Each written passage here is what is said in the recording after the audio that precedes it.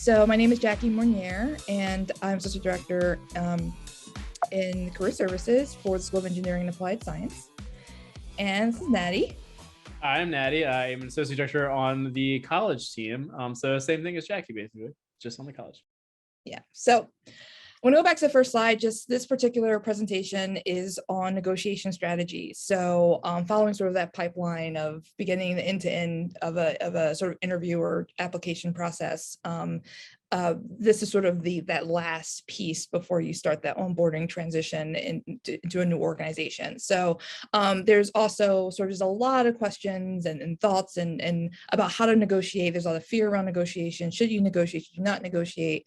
So we hope to provide some sort of high-level strategies about negotiation. I do want to add that it said the last time, it depends. So there's some personal situations where you may not necessarily follow these particular tips, or you might have to, right? So it just really depends. But these are some best practices that we look forward to sharing with you in this presentation. All right, so I want to just get started with a couple stats. And I want to be honest, the stats don't really matter. It's really just the intention about the stats. There are so many different numbers out there. Only so many people negotiate their salaries, but so many people never negotiate their salaries. What I want to get to is that it's bad, it's dire. Most people don't negotiate their salaries, and then it gets worse based on gender, and then you add race and other intersectional identities. Less and less folks negotiate, or they feel fear about negotiating their salary.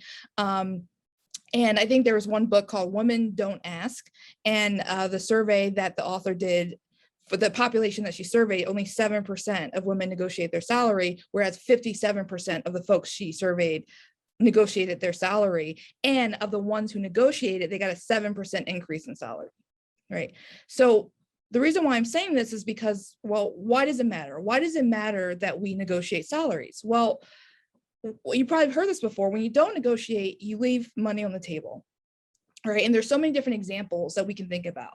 But if the average US annual salary increase is 3%, right, and you accept a starting salary that's 10% below your expectations, it could take over 2 years just to regain those earnings, right?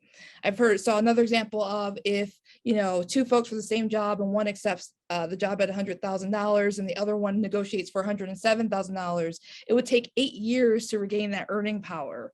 Right, and you're doing the same responsibilities, the same thing, and yet you're falling really behind in terms of retirement and earnings. So it's really important to negotiate, right? But how do you negotiate? We know the why, but it can be a very sort of scary thing, right? To advocate for yourself if there's fear of, are they going to rescind the offer if I negotiate, or if is it too low or too high or too, so the idea is just being informed and also really understanding your worth and understanding your value and the combination of the two in order to advocate for yourself. Is there anything else before we move on, Nanny? I'll just say many of us are in positions where we help others and where we're in service, and we feel like we're giving so often that we don't have that same perspective of where we need to be able to take for ourselves. So I think it's particularly important. It can be hard, we'll talk about that in higher ed, to have significant increases when you're negotiating salaries, but just in particular, just the idea that we're so often used to giving and serving that we often forget the elements or feel less comfortable with the elements where we need to advocate for ourselves. The majority of employers out there are going to expect you to negotiate. So they will probably have a range in mind that they are comfortable with. Maybe it was dictated by HR, maybe it was a budgeted salary range that they were already given for the position that they know that they can operate within. And many times that first number they give you is not the highest number in that range. So negotiation, another reason why it would be important, but it typically occurs after you receive an offer, which is when you're going to have the most leverage possible. So we talked a lot just a few minutes ago about interviewing. Really, salary is not going to come up. It shouldn't really come up at all in the interview stage. And it's really not going to be until you receive that offer that you start to get that information. And recommendation to only counter the offer once or twice and present all of your changes at once. To do it once or twice. It's harder to really get someone to move from a number if you're just doing communication over maybe just random questions by email. Or it's a lot easier. I always think of it when I'm talking to students. I always say, get everything in a row. There's going to be, we'll talk about this, you're going to be a lot of research that you want to do to have a good sense of, these are the numbers that I have in mind based on competitive ranges at other positions at other institutions or other employers. You might have more information on other things that you've done based on the role, or you might have just learned a lot more about the role over the interview process that you want to reflect in what this number is. But I always tell students, try to schedule a time to have either a phone call or a Zoom call where you're actually talking, not necessarily face to face, but so that you are able to have a live conversation with someone. It's a lot easier for them to shut you down and say, you can email and say, is there room for negotiation by email? It's a lot easier to say no by email than it is in person, where you might have the ability to add additional context in a conversation, or you may be able to better gauge and reflect upon what that person is giving off, or the energy that they're giving off and how they're presenting things, that you can bring different things to the table or reflect upon things in a more meaningful way. Which really goes into why you should never negotiate without a story. You want to give that proper justification, which we'll talk more about, but that justification can be all sorts of things. And it doesn't have to just be the basics. It doesn't have to just be that, oh, you saw that this other position at another organization is slightly higher than this one. It could be that you're able to tell a story about who you are and why your skills are particularly unique and going to make you more valuable to the organization that you're going to bring. And you're going to be able to hit the ground running a lot faster or contribute a lot quicker than another candidate might be. And the reality is, you've already been received an offer. So really don't be afraid. Like, one of the biggest things that Jack and I want you to know is you shouldn't be afraid to ask the question of, is this salary negotiable? And to start that conversation. They've already invested a lot of time and effort in giving you an offer in the first place. Most of the time, if you're even seeing an exact number in offer, it means you're the only person left in that whole interview pool of people that they went through. And it would take a lot for them to really back out and try to find someone else. So you have so much leverage at this point, that now is your time to negotiate with that story and use all of the research that you have in mind. Yeah, and I just want to jump in about sort of a second point, representing changes all at once. I think what most folks do is you say, here's the salary, I want to talk about that. And then they come back and they change the salary, but here's this thing. And then you come back. And then, so there's a Harvard Business Review article about negotiation, and they talk a little bit about this idea of likability.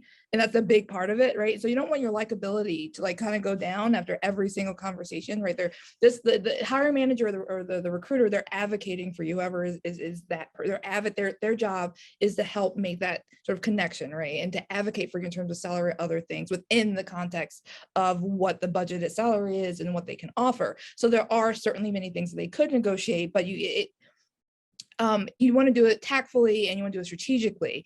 And so when I say present your changes all at once, be careful about that, because what happens if you present 4 things and you say, here's the 4 things, that recruiter or hiring manager could just pick the easiest things to give you and say, hey, here you go, we did this for you. You're like, actually, no, the salary is supposed to. So what I mean by present your changes at one time is more so, here are the 4 things that I really need. And here's the story. And here's the reason why I need these things, all of them, right? Like making it clear that it's not in order of salary, hybrid, waiving tuition remission timeline, whatever it is. These are things that are really important. But so just doing it in a way that it's not like, you check the box and another thing comes up, check the box, and that can just really grow wary. So also, counter once or twice. That's where that research comes in. That's where knowing their budget amount comes in. So it can be pretty quick and decisive. You really don't want to draw this out too much. So that could be problematic. So understanding your value, I kind of wrote down 2 different things, your career values and your value to the organization. So these are 2 things that you're trying to have overlap on, and what might not be perfect, right? It's hard to find that perfect opportunity, but there should be overlap. So in terms of your value to the organization, well, what are they looking for? What do you bring to the organization, right? So once again, this idea of reflection before you go through this process, reflecting on how many years of industry experience. Like you should have a portfolio, you should have your own sort of portfolio, your own sort of journal, your own sort of reflection on all these things, because that's really going to help you articulate your story and your value prop when you move forward. So you think about industry experience, leadership or managerial experience, education, skills, license certification. What are all those things, right, that you can sort of bring to the table to help you to justify your worth to the organization. Your worth is sort of like that dollar sign, the amount the organization is willing to spend for these things, right? Not the same as value. Value and worth are different. So how do you showing your values up to the organization to justify your worth, right? But then what are your personal values? So these are the things that, are valuable to the organization, but what do you want? And what's important to you? So also sort of reflecting on those things that matter. Maybe it is money. And I always tell students, like, don't be afraid. If money is money, if that's your top value, that's your top value. I don't care. Let's work on that. Is it being in a certain location? Is it work-life balance? Maybe you don't want to take the job that says you're going to be working 80 hours. 80 hours a week, right? So it's thinking about what matters to you. And of course, there's gonna be some compromise. What are those few things that are just really important to you and will bring you joy in the workplace? They'll make you happy in the workplace. And so the combination of those two, your career values, and then also what you bring to the table for the organization, are really important to consider for a negotiation. Anything else that I would just say the job application process can be long and it can be tiring. And a lot of times, obviously, the negotiation stage is really that culminating moment where it's like, okay, I've been through all of this. Maybe you just want to wrap it up and get done. Like, oh, finally, I can accept this and be happy and celebrate and excited for this next step. But try to think about it more holistically and go back and think through all those elements that got you here to this point. Think about that job description. Think about the interactions you had through the interview process. What stood out? Like what things did you talk about that you realized the hiring manager was really invested in? Because at the end of the day, you've been chosen over probably many different candidates for this role. So try to reflect upon what stood out to them through this whole process, as ways that you can bring in those elements and help with your justification, especially from the value side of it, rather than just being like, okay, I'm glad I'm done. Let's move forward and move to the next thing. There's so many different recruitment strategies, and you hear those stories of the recruiter who is like, I think you could push for more, right? And they're really transparent and they really help you. And you're like, yeah, I think you should apply for that. And sometimes you get recruiters like that, right? And sometimes you get, so what I'm saying is, we really have to advocate for yourself, because sometimes you do have folks on the other side who will advocate for you, but that's not always the reality. And you hope that what that range is for fair, industry standard and competitive, but you really got to do, like Natty said, really got to sort of think a little bit more, holistically about the entire process and make sure that you are being paid fairly and competitively. And Sue asked a great question, which I kind of alluded to a little bit earlier, but I've worked with thousands of students who have negotiated, and not a single one has ever had an offer rescinded because they were negotiating or attempted to negotiate. I have one example of a student, and this comes into style and your preference and what your needs are. But I had one student who was very hardline with their negotiation. They knew, this isn't my top employer anyway. I have offers elsewhere. So I'm going to very clearly say, this is what I need. And if I can't get that, then that's it. They were very hardline. And so they said, this is what I'd like. And the recruiter in the moment said, oh, well, then you're not a fit for this role. See ya, basically.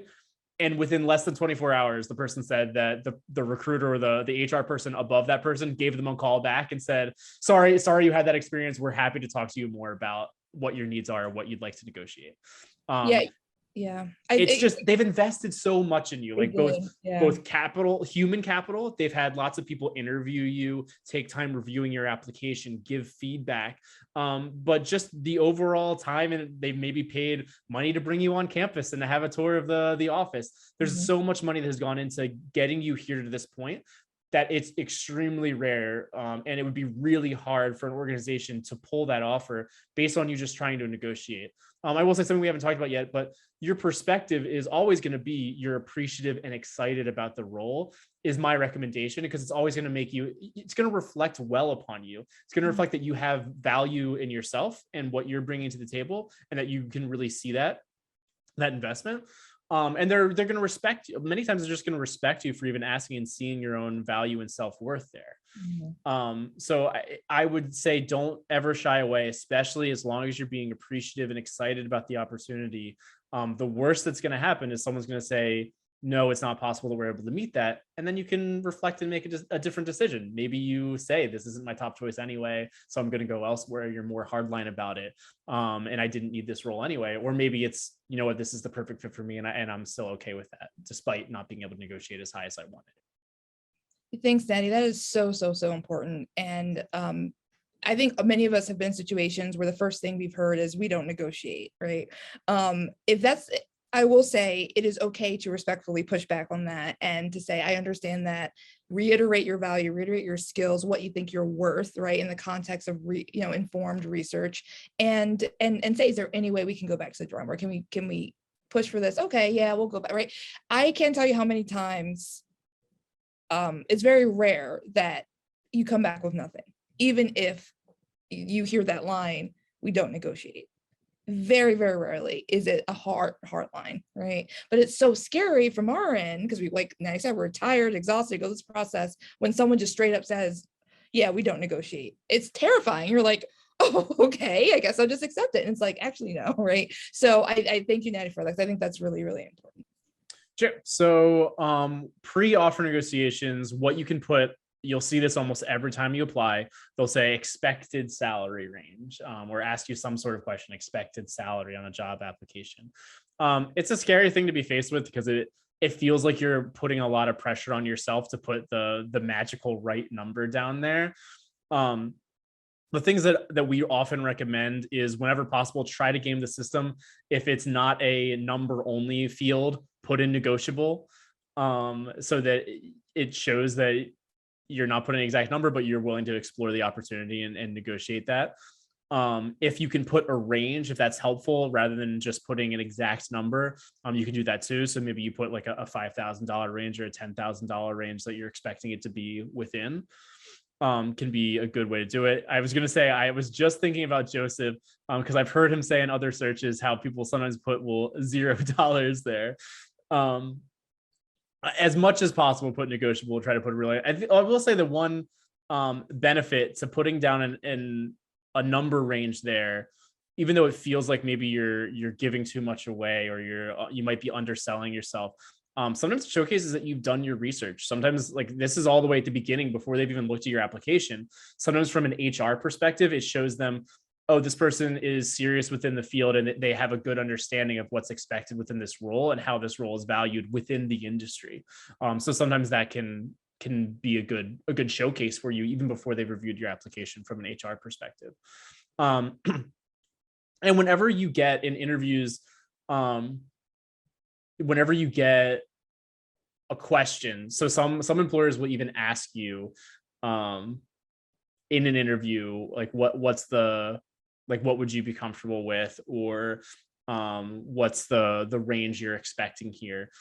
It's always okay to delay and push it back, say that you're interested, you're really excited about the opportunity, but you feel that you need to understand it better before giving that information. You can give a range, and it's always okay. Like, you might say, people fear, I mentioned earlier, kind of the fear and the apprehension of, oh, I put this number in at this stage, or they asked me and I said this number and I instantly regretted, like, why didn't I say $5,000 higher? There's no reason that when they give you a salary offer that you say, is there room for negotiation? They say, oh, well, I thought this met what your needs were based upon the application. It's entirely fine for you to say, oh, well, my understanding of this role has changed now that I've gone through the interview process. I've learned a lot more that has influenced what I understand about the responsibilities and requirements of this role that I feel will make me an even better fit, and would then justify talking about that story, will help you showcase a story that justifies why that might be higher. So don't feel that you're ever kind of finalizing things at this pre-offer negotiation stage. It's always okay to push back or be kind of nebulous and delay it further down the road. And in an effort to best advocate for yourself later. So post-offer negotiations, once again, when you have the most leverage, this is when most of the magic happens. Usually offers given sometimes by email or phone. Sometimes you get that phone call, or it could be by email, usually either by HR or the hiring manager. You want to make sure that ascertain that's actually a job offer. It has a figure attached to it rather than, I think it depends. Once again, it depends. But depending on what you're applying or industry you're applying for, you may see a little bit more of, if I made you an offer, would you take it? Trying to get a sense of, especially in this competitive market, you might see a little more interesting practices. And so might want to really know kind of thing. You want to know, once again, advocating for yourself, is this really an offer? Is this an actual offer?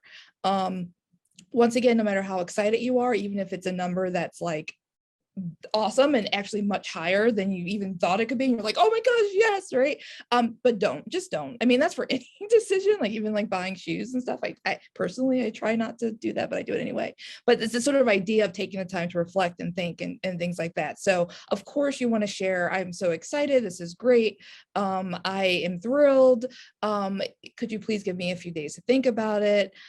If you are in the process of application process or interview process with other organizations, you might want a week or two to think about it, depending on where you are in other processes. But then take some time to sort of think about it, to do some research if you haven't already, about the salary and where it fits. How long you have to make a decision, it does vary. It really just depends. We might know the context of higher ed, but for many other industries, consulting, finance, it just social impact, it just depends. But bottom line is these sort of things can be negotiated. Your basic, like your baseline response to almost anything in this stage should almost always be, I'm really excited about the opportunity, would love to learn more. Exactly. And you always want to keep it at that. Show the enthusiasm, show that you're excited, but don't necessarily overcommit yourself. Or some companies will feel that, oh, I extended a verbal offer and you confirmed that you were accepting that verbal offer. Basically, always keep your language open that you're excited, but you want to learn more, see more details, and you want to learn more before making a final decision. Employers will respect that at the end of the day, or they should. And if they don't, then there might be some red flags there as to the employer you're talking to. What was the other thing I was going to say? Yeah, good point. Remember red flags. So even negotiation process, asking questions, make sure keep your eyes open in terms of are they respecting your conversation, especially if you're doing it the right way. You're showing excitement, you're enthusiastic, and you're being intentional and strategic about what you're saying. And you have it makes sense if you're getting sort of vicious pushback, or these are, just keep your eyes open in terms of what that you're definitely. And when I say pushback, it's not them saying, oh, we don't negotiate, and that's just the art of negotiation, right? So it's going to be a little scary for folks who don't do it all the time, but depending on what that feedback is or what that looks like, there could be red flags as well. Yeah, and from their perspective, they want to move quickly. Like, it's not always nefarious. Sometimes they just want to move quickly. There's an opportunity cost associated with, they have a vacancy that they need to fill, and I know the longer it takes, the less efficiency they're going to have in whatever department or office that is, because they're missing that person. So they're often going to try to push to move things quickly, but you're always totally fine and should not hesitate to say that while you're excited, you'd like some additional time, basically all the way until you are either physically putting ink to paper, or you're like e-signing an official offer from the HR office. You can always say that you need some more time to think about it, or would like to see additional details before being comfortable to confirm. Mm-hmm. And so ways that you can prepare to negotiate, Jackie talked earlier, I think also in the chat, Joseph was talking about connecting with your network. This is particularly useful as much as you can be proactive and talk to people even before you've officially applied to something, can be incredibly helpful. But even all the way through, definitely connect with people and ask for advice. Whether that's here, we have alumni from the students that we talk to, or it could just be past colleagues. At Penn all the time, you might have someone in your office that moved on to another institution or moved on to a different role, but they might be a great person to reconnect with and talk about perspective on things.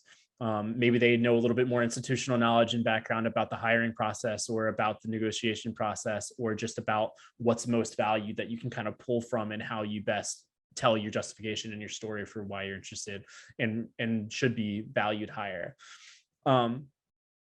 And you can ask questions like, what does an entry level person or someone with these qualifications or for this position make within your organization? You can ask them that generally sometimes, especially if you have these shared connections or if you know the person pretty well. Or what resources were helpful to you when you were preparing for interviews to help negotiate offers in the field. We'll have some general ones, but sometimes you might be interested to see, there might be some really specific, unique one that stands out for a particular field or particular position that you're applying to. And research the market. We talked about research being important. We really emphasized the value side of what you're going to bring. A lot intentionally so, because people often forget that side. People often just think about, they focus on the market research and they focus on things on that side and don't think about, these are all the things that make me unique and why I'm particularly going to be valuable. But obviously you're still going to need to do the market research and look into what's standard, what's a competitive range.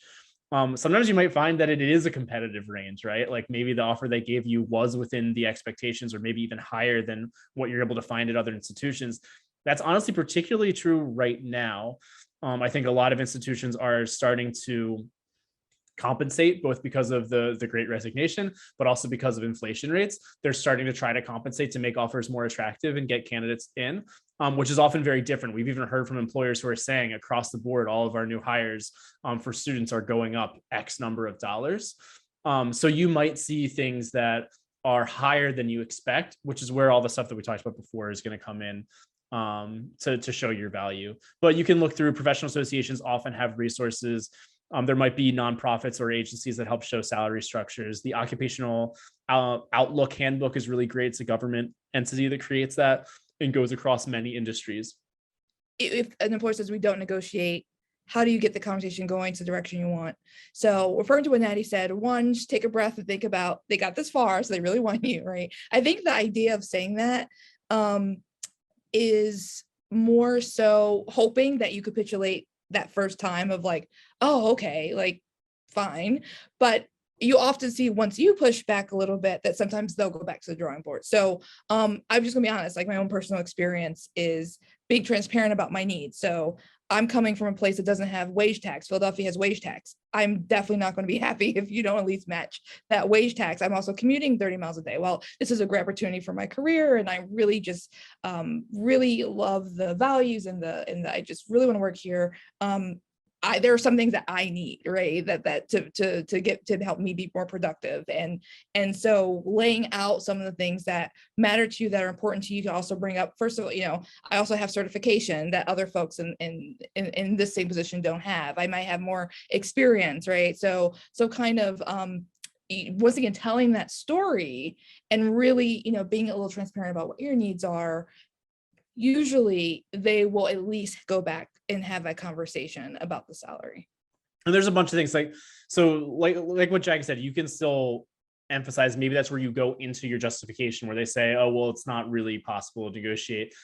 Go into your justification anyway. And it might not just be salary. You can still start with, this is what I had in mind, but there might be other things. And we'll talk about those other things you can think about in a future slide.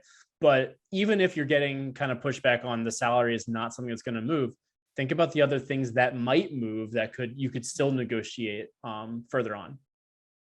All right, so here's just a couple resources, and I think Joseph has been busy in the chat mentioning these, but Glassdoor is one that has salary data, which is self-reported. And actually, I think in order to use Glassdoor, you have to do something each year. So you report your salary or make a review or something like that. So you do have to add your own data in order to access that. They also have a salary calculator as well. So Glassdoor is a good resource. LinkedIn Salary as well is a good resource, and there's others too. I think Indeed has a salary, has the same. So a lot of these sites already kind of have this as part of their site, this sort of salary review, but it's based on the input of folks who are using the site. So LinkedIn and Glassdoor requires you to do that, but it could be very helpful if you're trying to get a sense of sort of that, depending on location, standard of living, or cost of living, and things like that. And these are broad resources that are also included in that just the HR website of wherever you're applying will sometimes be very transparent and say, these are bands that we have, or these are salary ranges that exist within our institution that can help give you some context. And then it might be really easy. You might even see, oh, the range for this general band, it might be massive, right? And it might be like 60 to 90,000 or something where there's like a pretty big gap. But if you can see you're really low on that range, but you have lots of years of experience, then it can give you a good sense of I should really be pushing a little bit further. Sue asked a question earlier that we didn't directly address about like what's an appropriate salary negotiation range within higher ed. It's hard to give like an exact number, and it, like Jackie has said before, it depends. It often depends, and so it's hard to give you an exact estimate. I would say many times in higher ed, you don't necessarily want to expect it to be so high. I think 10% would probably be way more than I would expect ever in higher ed. That being said, someone even said earlier in the chat that they were able to, here at Penn, negotiate 5%, which is still pretty admirable to be able to get 5% at an institution that otherwise we've heard says, oh no, we don't negotiate salaries, right? Right. So you don't want to necessarily go in and say, like, this is the only thing I'm going to be tied to. But still you want to be realistic with yourself of what's going to be possible, and knowing that it might not be a lot, but still at the end of the day, even if you're getting a few thousand higher, because of the incremental gains and the exponential gains that you get over the course of your career that Jackie was alluding to at the beginning of our presentation, it's always really significant. I mean, as you're getting percentage increases every year, even if you're getting a thousand or a few thousand in your negotiation, that's going to add up over the course of your time in a particular role. Exactly. Thanks, Natty. So once again, some of these we already talked about, but in the beginning, we gave some best practices. If once you get that email or you get that phone call, you want to schedule some time to speak over the phone. I will say some folks are really not excited about phone conversations. Once again, we talk about that it depends. So negotiations could happen by email too, and there are scripts to help with that as well. Once again, just best practice over the phone or Zoom or something like that. But I know some folks can get really not shaky or not happy about that and be really scared, and that's understandable. So you want to be quick.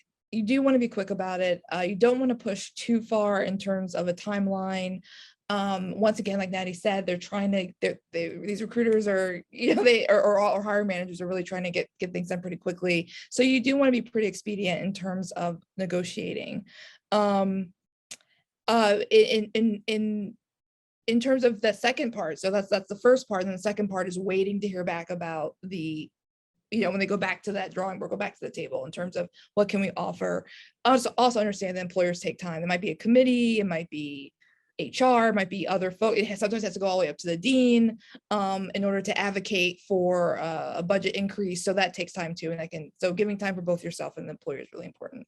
And once again, just make sure that your decisions are informed, not in terms of what they think your worth is based on these things, but what you think you're worth. So you got to know your needs as well. So your cost of living, your values, like what your needs are. So taking all these things in the scope of the position responsibilities, taking all these things in consideration in terms of negotiation. Am I missing something? I would just also consider, like we mentioned earlier, it's always fine to be asking for more time. I mean, there's discussion of deadlines here, but for higher ed, it's rare that someone's going to approach you and say you have until X date to accept it. They're probably just going to say, here's the offer, please accept it as soon as you can. So you can still create those types of deadlines. You can still say, thank you so much. Really, really interested and excited about the opportunity, but need a little bit of time to make sure this is a good decision, both for me and for the organization, or something along those lines. Maybe that's because you have something else in the wings. Maybe you just finished up an interview at another institution or another position, and you're really excited about that as well. And you don't know how to weigh these until you get more information. Rarely do things line up perfectly, but you still want to try as much as you can to ask both for additional time on the negotiation side.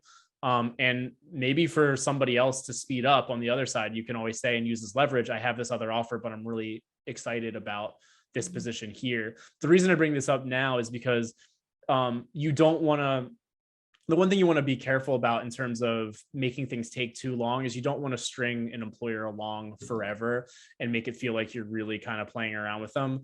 At the end of the day, it could be something that is a reputational thing where you want to make sure that you're still in good standing for either certain office or a certain institution, where it doesn't feel like you delayed, you asked for all these things, they accommodated you for these things that you asked for, and then you said, never mind, I'm going to go for this other offer. So that could hurt potentially your professional reputation down the road. So that's the only thing I would be careful of, even though still absolutely ask for more time, still absolutely be asking for these things. But you just want to be careful that you don't string people along too far and drag it out so much that if it's not your top choice and you've done all this negotiation for someone who you're not really that interested in the end, that it might come back to bite you and hurt your reputations.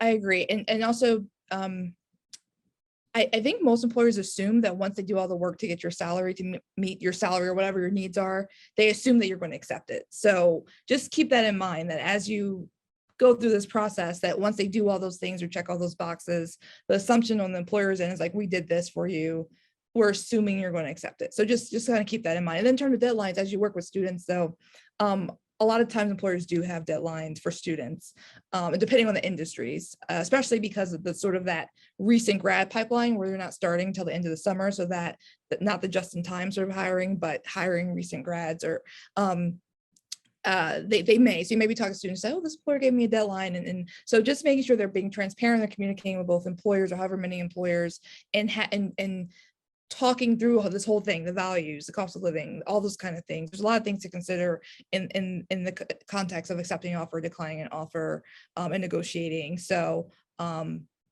just something to keep in mind from the student's perspective.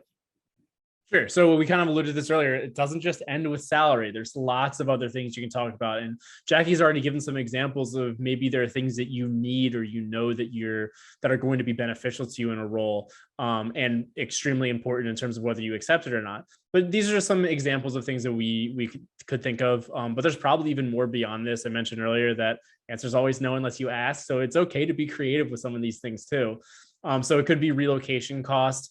Not very common in higher ed. Maybe it is for higher level positions, but many industries, if you're applying external, maybe you're going to a corporate office or a corporate role, will provide relocation costs for maybe you're moving from Philadelphia to LA or something like that. It could be the job title. Maybe your understanding of the role and all the things that the vision that you feel you're going to bring to a particular position goes well beyond the scope of what they were expecting. So maybe you negotiate for a better job title for yourself. Even if that salary stays the same, having a higher job title might help your future growth and development, where you apply for the position after that, having a stronger title, which makes you more attractive to get an even higher salary for your next position after that. Could just be start date and plans for even vacation. Sometimes some companies, if you're new to an organization, they may not want you to take vacation time within a certain amount, maybe your first 30 days or something like that, or first 120 even. So think about if you needed an ask of, I have this planned vacation, would really appreciate having that time to be able to do that, even though I haven't accrued vacation time. Parental leave, remote work options. Some of these things could also go back. Someone mentioned in the chat earlier how important it is to have an up-to-date job description. Some of these things might be you negotiate them and your ask is, I'd love if it were included in the offer letter and the job description that this is a part of my role, or that remote work options are something that is expected for this role, so that it's more ingrained in the future of what you do and not just doesn't feel like, oh, we're still in COVID times, so they might change that, who knows, but you better establish it within the job description and within what's expected of the role. At Penn, we have lots of tuition remission benefits. Some of the benefits are harder to negotiate for just because HR offices for especially larger institutions like Penn are going to put in place, this is what's standard for every employee. But doesn't mean that you still can't ask, especially at a corporate environment. It might be that they value and say, we'd love to have you go get a master's degree or get a specialized degree. We would pay for that and then just expect that you were able to contribute at least an additional 1 to 2 years commitment with us or something like that. So maybe that's something that you can bring up and talk about. Could be equipment, could be long-term incentives. We put stock options here because that's common in the corporate world, or startups and things like that. But for you, it might be looking at retirement benefits or vestment periods, or matching rates that the employer provides in your 401k. So you could think about that a little bit differently in that context too, even within a nonprofit or in higher education. Could be your evaluation. So it could be that you say, okay, I understand that this is the salary and the expectations. I feel that I'm going to contribute a lot more, and I'm really excited about the ideas I'm going to offer. So I'd love if there was an opportunity to have a promotion evaluation set up within the first 6 months or something specific like that, so that there was something set and in structure. again, less common in higher ed, but certainly something you can ask for and more common in the corporate world. And Jackie, did you want to explain this one? I remember I did not explain it well when we were practicing things, but the waive delays and qualification for benefits. Yeah, so I guess what I mean by that is, like Natty said, there's certain time frames or that you have to meet in order to get access. So maybe it's tuition remission. You have to be here for a certain period of time to access that. Or so I just give you an example for myself personally. Sometimes you can work from home. Maybe an employee has to work here for a year to get work from home options, or 6 months or 30 days, and you can say, I want to negotiate that where I get to start that sooner.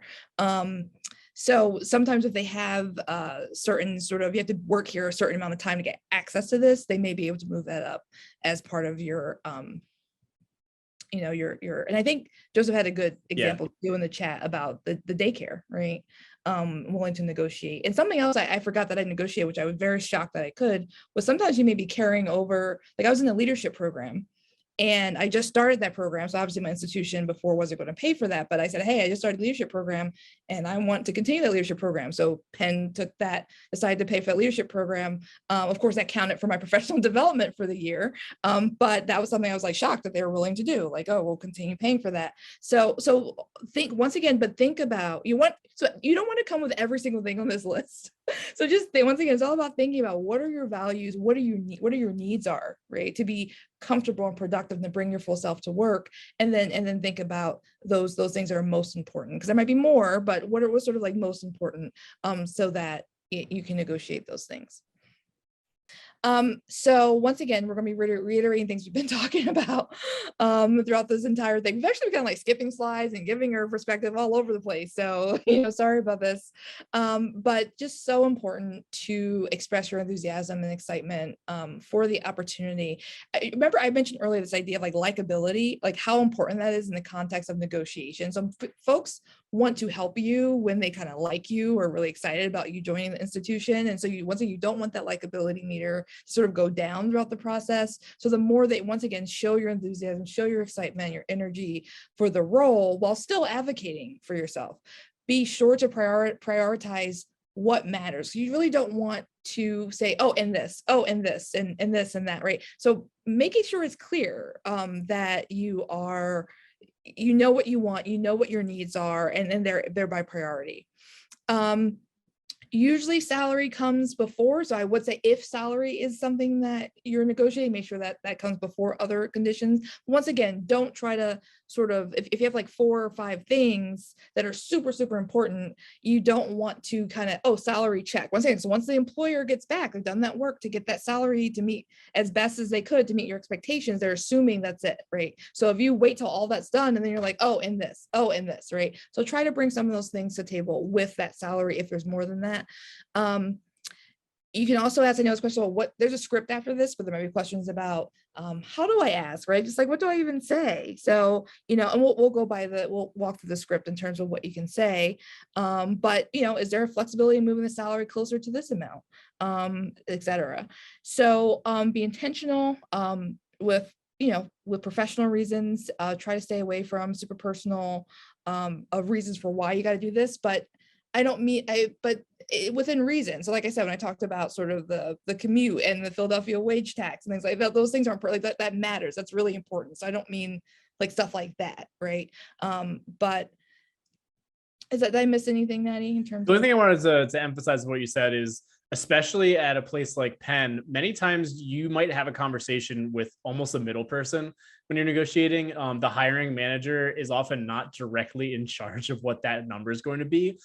So it's even more important that you're being likable and you're not alienating that person, because at the end of the day, that person's going to have to then go to HR and then advocate on your behalf again. Probably HR already advocated before they even gave you an offer and said, this person's great, we really like all these things that she brings.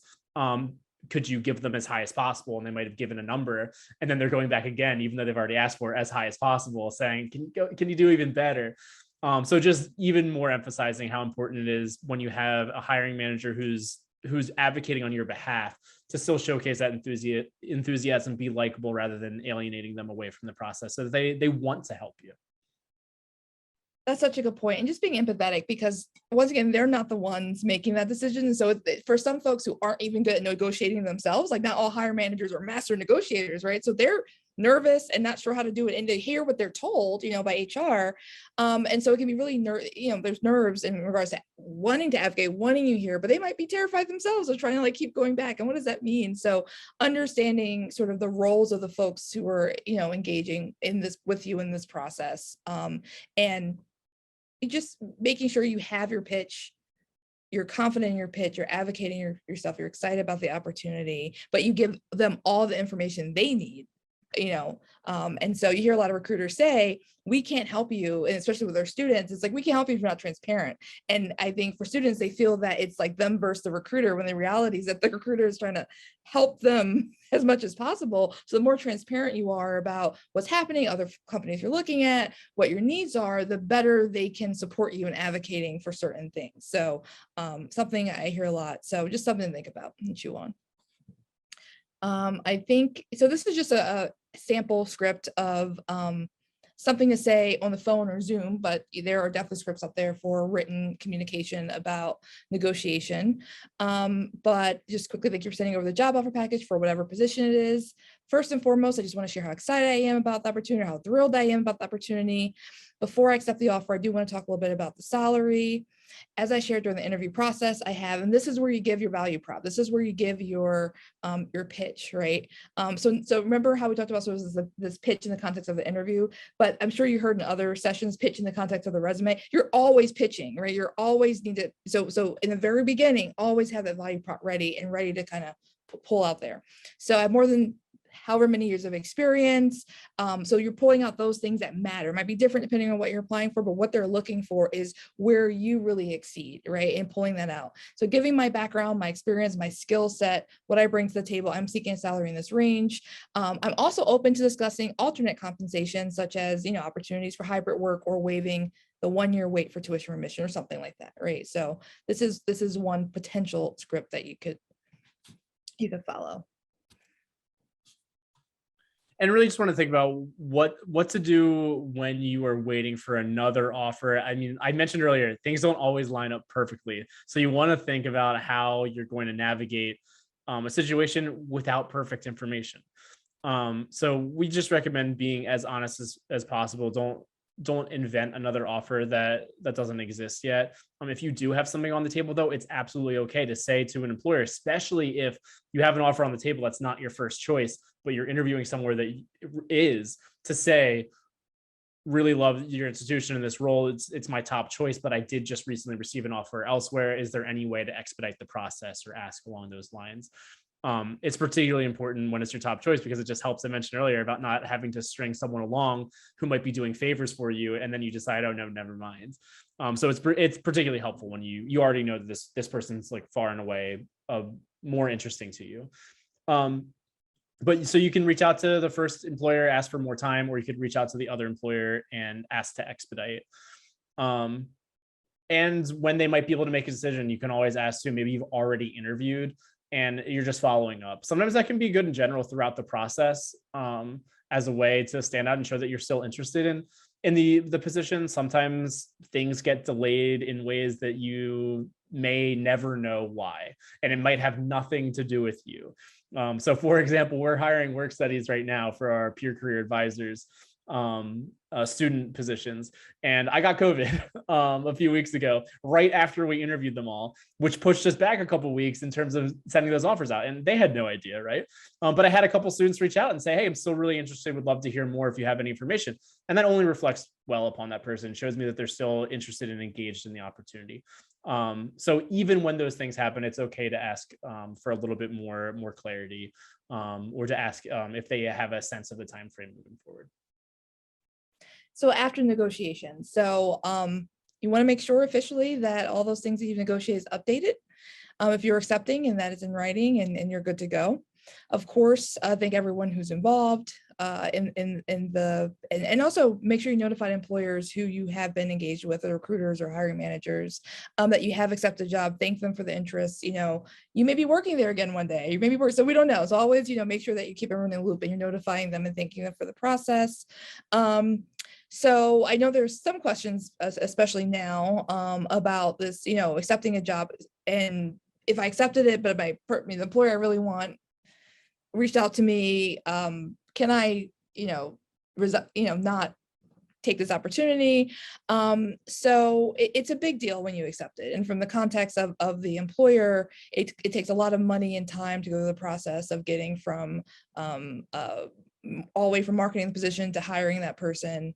And so the ethical thing, of course, is when you accept something, you're making a commitment. You went through that process, you've been thoughtful, you've been intentional. This is the opportunity that you want. There is, for our students, sometimes a little bit of a FOMO, and so they struggle a lot with this in terms of, I want to work here and I want to work here and I want to work here, but this is better. And and the reality is that you can work there. I mean, you can do whatever you want, just not at the same time. So your first opportunity is your first opportunity. And that doesn't mean you're going to be there forever, right? So trying to respect the process and the work that went into it.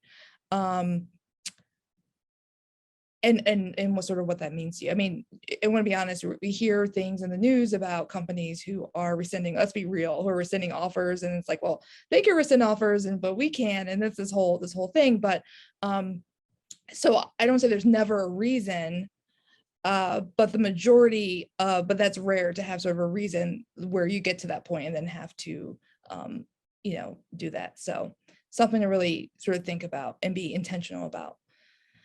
And then, of course, when declining an offer, I mean, I think we all know, just be gracious, communicate with them, explain you found another opportunity. We're very excited for a role. I know they took a lot of time, tremendous amount of effort to make this happen, et cetera, et cetera. So you might not be accepting an offer with them today, but you might be a year from now or 2 years from now. So keep those relationships strong. Mm-hmm. All right, so resources. I think some of you who have been in previous sessions may have seen some of these, so we're going to go pretty quickly through these. But Natty, do you want to take this? Yeah, LinkedIn Learning is great. We mentioned it through the other sessions. They have so many resources.